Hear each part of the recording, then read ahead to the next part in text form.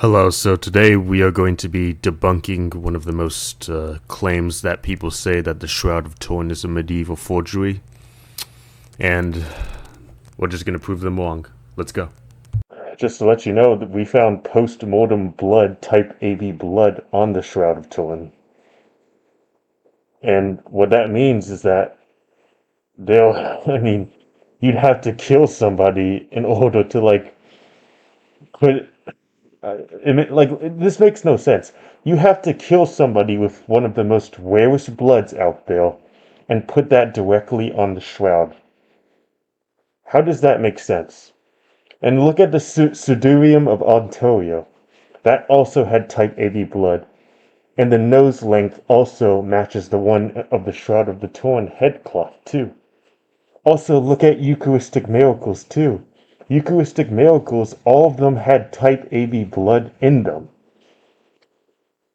There is no instance where none of them will not type AB. All of them will type AB blood. All of them.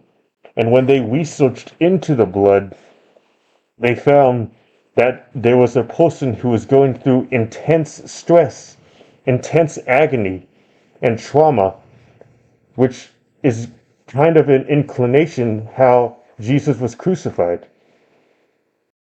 And just to let you know, you can fact check me. Go ahead, fact check me. I dare you. Go ahead and fact check me and say I'm wrong. A lot of experts found that there was plants in pollen that date all the way back in the time of Jerusalem. For example, Cistus criticus was one of the plants on the Shroud of Turin.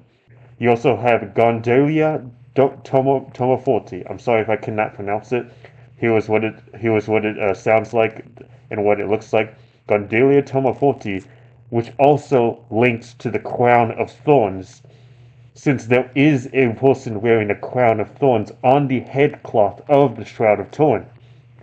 And what this does is this challenges the idea of a medieval forgery, because why are we finding plants in the Middle East region right near Jerusalem? One of the best pieces of evidence for the Shroud of Turin is that there was a photonegative image on the shroud.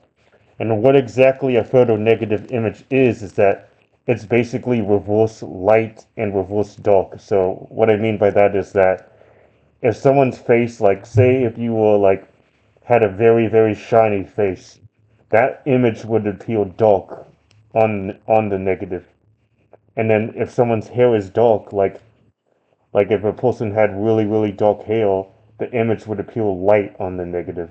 And that's what I mean by the negative image, is that on the Shroud of Turin, you can actually see how Jesus' hair is white and how the rest of it is black. If you kind of get what I mean. I'm sorry if I'm not explaining it well, but there is a photonegative image on the shroud. And why this is so important is because here's the thing. Medieval forgery is simply impossible. They couldn't do this. They couldn't do that because guess what? Photographic images were not invented until until the 19th century. So how is it a medieval forgery? How could this negative image could have been produced by nobody? That makes no sense. Also, the STRP team, which is the Shroud of Turin project team, they found that there was no paint, no pigment, and no dye off of the cloth. So anybody telling me that, well, obviously it is just some painting, well, the burden of proof is on you to figure it out because, over 30 scientists concluded that there was no paints and no oil stuff on the Shroud of Turin. They also reported that they found the nails on the Shroud of Turin on his wrist. And what I find interesting about that is that usually in the arts, if it was a medieval forgery, it should be pierced into his hands, but this time it was pierced into his wrist. And this indicates that somebody must have known about Roman crucifixion before even attempting to make the Shroud of Turin. To further my point, they also found 100 scourge marks on his back, which indicates the amount of times he was getting whipped by Roman soldiers during that time. And what's interesting is the scourge marks they match the same type as the Roman flagrum, which is the whipping tool they used. So this just proves how if somebody were to fake the Shroud of Turin, they must know how the scourge marks appear before the crucifixion, which wasn't common knowledge in the Middle Ages. They must reproduce the exact Roman flagrum, which is the dumbbell-shaped wounds on the back of the Shroud of Turin. And most importantly, they must do all of this without using any paint, any pigment, any dye, which the STRP Storp team found. So it's very, very unlikely that this could have been some work of an artist. To even bring up the photo negative again, like I said, like the photography didn't exist into the 19th century, and they would have had to invent some technology 600 years early to even produce it. And what's also interesting is that it contains 3D spatial information, and this is what NASA found in 1976, that it is a correct 3D image of a person and not a fake image. The device they used was called a VP8 analyzer, and what it does is it detects brightness in the image. The more brighter the image is, the more closer it is to the analyzer, and the more darker the image is, the more farther away it is from the image. And when they researched the Shroud of Turin in 1976, they found that the brightness actually matches the physical distance from a body. And for example, like the nose is brighter, the closer cheeks are darker and farther, and that's why the VP8 produced a coherent 3D human figure. And once again, this just provides strong evidence that it cannot be a medieval forgery. To bring up my last argument for the authenticity of the Shroud of Turin, we have found limestone particles on the Shroud of Turin. The thing about the limestone particles is that they were also found on the Sudurium of Oviedo too, as well. Both of them had limestone particles on them. And the thing that's actually astounding is that these limestones were a direct match to the Jerusalem tombs.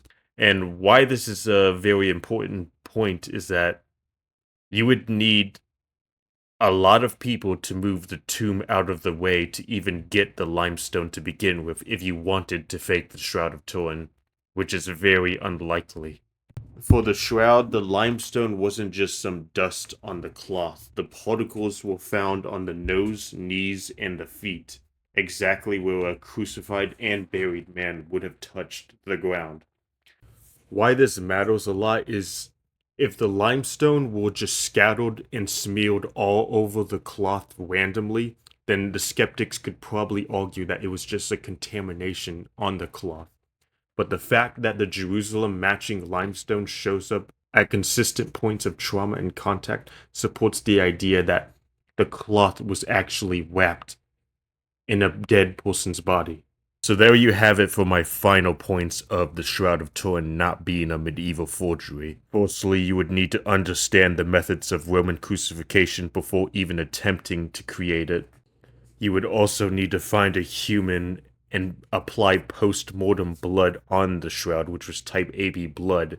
Then you would have to go out in the Middle East to find plants that grow fully in during the springtime, and like I said, Cistus criticus and Guadalupe tornaforti were found on the shroud. You would need to be able to invent some technology 600 years early before photography didn't even exist to even apply a photo negative on the shroud.